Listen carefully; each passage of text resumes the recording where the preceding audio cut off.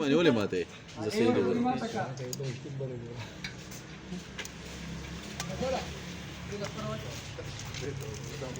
اوس بغیر برتنه کانه چې دا تیارو ها ګډ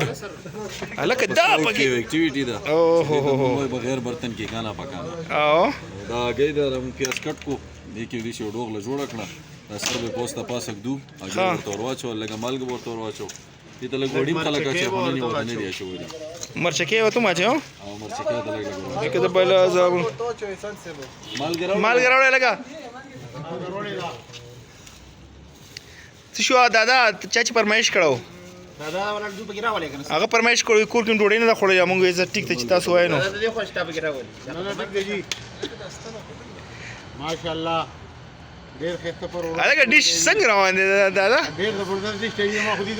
ابل پارټي خوشي ده سر په برابر سر پک لګي باندې سر دې وران تاو کا نه بس واپس راوړل دغه ځای اوس په دال کې